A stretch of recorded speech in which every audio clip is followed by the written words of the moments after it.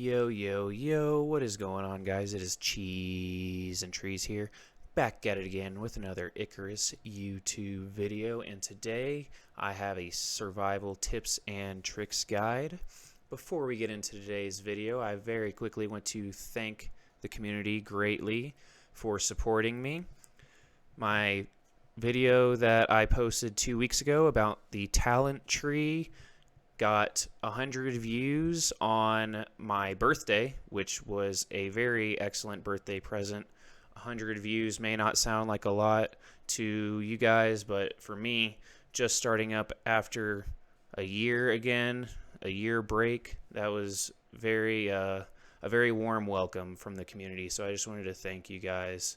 So thank you once again for the support, and I will just get into the tips and tricks. Enjoy the video.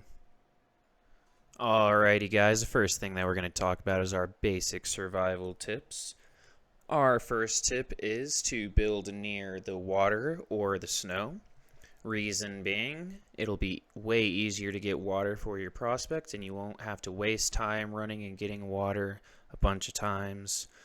For the snow, if you build a rain reservoir, as you just saw there, and run to the Arctic biome, grab some ice, you can throw it in there and it will always be full. Or you can use a container on the campfire and throw the ice in there, melt the ice into the container, which will turn it into water, and you can then drink it. The next basic survival tip I have for you guys is to utilize your food buffs. And with that, I also want to mention to get rid of your negative effects. So first I'll start off with the negative effects. If you're cold, you'll want to make sure you have a campfire, you can warm up some way, or you can get some armor, some fur armor, or some polar bear armor to help you warm up. Also, if you get wounded by wolves or bears or any animal, you want to make sure you have resources for bandages or suture kits. I did notice that larger animals like bears will require suture kits, whereas smaller animals like wolves will require bandages. If you don't rid your negative effects, they will become worse. For example, if you don't bandage your wounds will fester, and if you don't get out of the cold fast enough, you will get frostbite or hypothermia or stuff like that. Now moving on to food buffs. If you're unaware, you can have 3 active food buffs at a time, and you want to make sure that you are utilizing those 3 spaces in your stomach for those food buffs. As you can see in this clip, it gave me a bunch of stamina for me to be able to run away from the polar bear, and it saved my life. If you want to see my Icarus food video, I'll leave a link in the description. The next basic survival tip I have for you guys is a nice quality of life tip. If you keep your shadows set to low when you go in caves, it'll be quite bright compared to having your shadows set higher. This makes it easier to move around and see potential threats like cave worms, and it makes it also easier to mine ore, as I'm demonstrating here. In this cave, I've already mined all the ore, so I'm just demonstrating. As you can see, if you set your shadows too high, you won't be able to see very well. You can bring out a torch to help with your vision, but you cannot hold a torch and a weapon or pickaxe at the same time.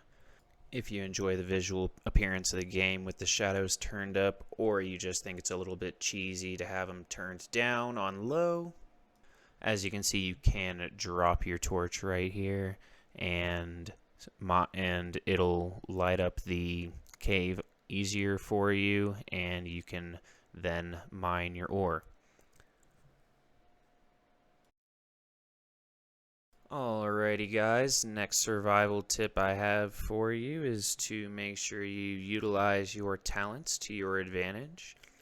The exploration tree and the hunting tree are excellent trees to go down to help you survive in Icarus.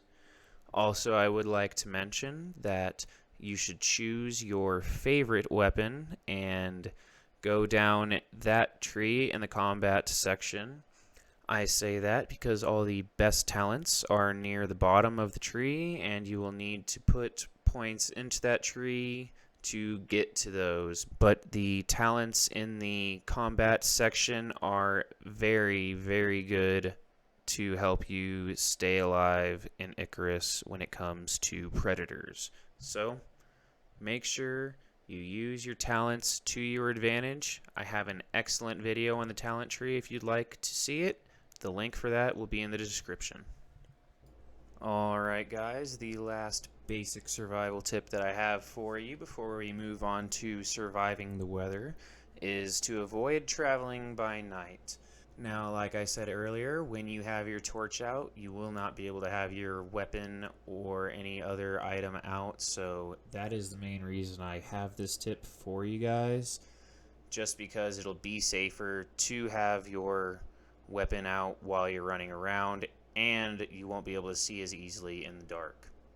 Okay, now that I've gotten through all the basic survival tips, we are now moving on to our weather survival. I only have a couple of these, and the first one is make sure you bring materials for a base, a campfire, a bedroll, a repair hammer, fire whacker, all the materials that you may need in case there's a storm while you're out, or in case it's about to be nighttime when you guys go out, because then you can build your base and sleep through the night and wake up and it'll be day again. As you can see in this clip, we were building to get away from a storm, or I should say get sheltered from the storm. So we popped up our little base real quick, put down our campfire, waited out the storm, and picked up our base and went on our merry way. If you are unaware, you can pick up your building pieces that you place down by pressing the default button Y. Once you pick them up, they will go straight back into your inventory, and you may run off with them and set them up again wherever you'd like. You may only pick up your building pieces as long as they are fully repaired, so that's why you need to make sure you bring your repair hammer. Next weather tip I have for you guys is to be aware of the storm's intensity when you are out in the storm. Reason being, the storm impacts your movement speed, which greatly impacts your ability to get away from predators that may be trying to attack you.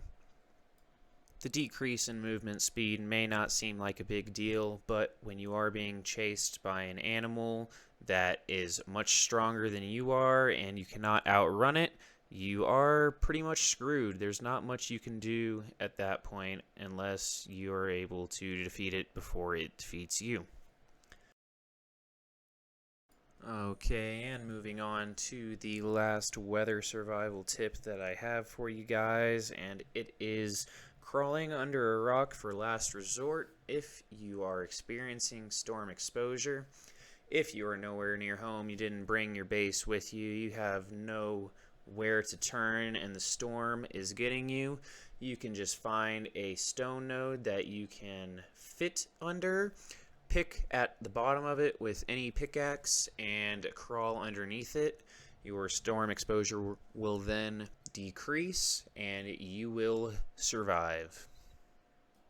Alrighty guys, now we are moving on to the reason that most of you guys are probably dying in Icarus. We are moving on to predator survival. Yes, I'm going to teach you how to more easily survive predators in Icarus. The first thing I want to go over about predator survival is your overall awareness. Within overall awareness, I have a few categories I have it split into. First one I'm going to talk about is your surroundings and listening for predators. When it comes to predators in Icarus, you'll want to know that most of them have audio cues, meaning that when wolves come by, you'll hear the wolf panting or howling in the distance. When cougars attack you, they'll make large growls. You'll hear bears growl in the distance as well. So listen for those cues to help you figure out which predators are nearby and where. In these two clips I have for you right here, I would have never known that these cougars were coming after me without these audio cues. That's why you see me turn around or quickly turn to the right and look at them. Good thing. Oh, didn't see you. Good thing about this cave. Okay, now that you guys are aware and listening for sound cues of predators, now the next thing you need to be aware of is what tier you are in the prospect. Meaning, if you just landed down on your prospect and you're tier 1, you have a wood bow, a stone knife, and stone arrows, don't go fight polar bears. I mean, it's simple as that, but yeah, just know where you're at in your prospect and approximately what you are able to take on. I would say run away from polar bears if you have a wood bow and stone arrows. If you try to take them on, it'll probably take 20 arrows, and you probably don't have too many stamina buffs if you're tier 1, so you may go down. And the last thing you guys want to be aware of when taking on predators in Icarus is your status, meaning make sure you know where your health and stamina is at, as well as making sure you know what buffs and nerfs you have, and if you have those negative effects on you, you want to make sure to get rid of those as soon as possible, as I mentioned earlier. Now that we've gone over the main things when it comes to awareness in predator survival, now we're going to move on to talking about packs. Packs can come in the form of wolves in the Arctic or hyenas, cougars, and boars in the desert.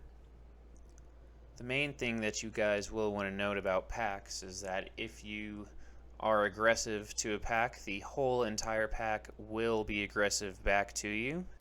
So, if you do shoot an animal that is in a pack or is even next to another aggressive animal, and you don't kill that animal in the first shot, all the aggressive animals in your area will then come towards you and attack you. That right there is going to bring me to my next tip, which is make sure you sneak for your first shot, and if possible, start your fight from a distance, especially with larger predators.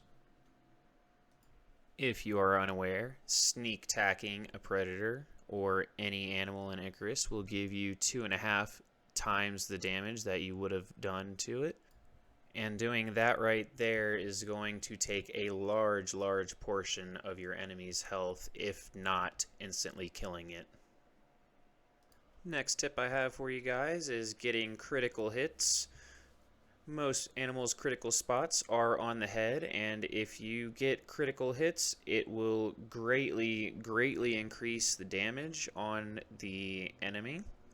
Right here, as you just saw, I was hitting the elephant right between the tusks, which is the elephant's critical spot.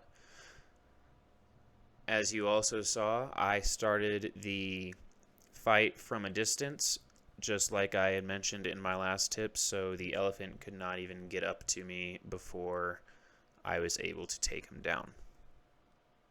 Next little useful trick I have for you guys is to act like a matador when a bear is coming after you.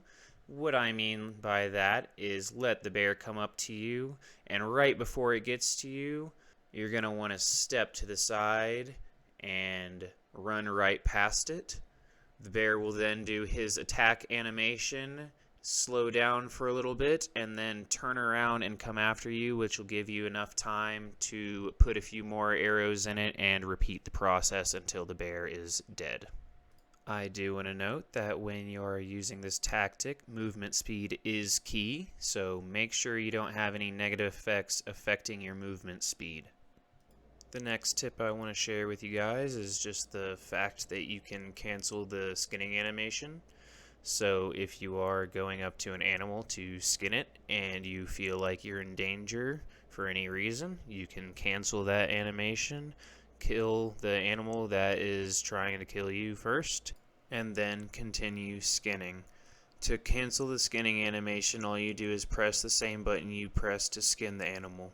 This is just a really nice tip to be aware of in case animals are coming after you while you're skinning something. The next thing I want to talk about is the cave worms. If you run in a cave, kill some of the cave worms and then run out of the cave. The next time you run back in the cave worms in the back will scoot up to where the cave worms in the front were before you killed them.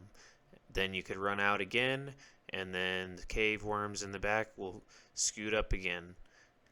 If you continue to do that, that way you won't have to run all the way to the back of the cave to kill the worms in the back. You just have to run in and out of the cave to kill all the worms. Alright, and the next tip I have for you guys is to make sure you always bring cooked meat with you everywhere you go. In this embarrassing example, I broke my knife on a cave worm and didn't realize it. Kept getting pelted by cave worms, but luckily the cooked meat gives you 20 health each one you consume. So I just consumed a bunch, got my health up, kept running out, and consumed more before I died. As you can see, having a full stack of cooked meat on me in this scenario saved my life, and I'm sure it'll save your life once or twice too. This trick also works with fish, cooked prime meat, and bread, although those are not as easy to get as cooked meat, which is why I suggest doing it with the cooked meat. And the very last tip I have for you guys may be obvious for those of you who play Icarus a lot, but may not be obvious for those of you who have not played Icarus. You need to get yourself off that prospect before the mission timer runs out, because if you do not, your character will be left on Icarus to die. That character will die, and you will lose all your progress on that character.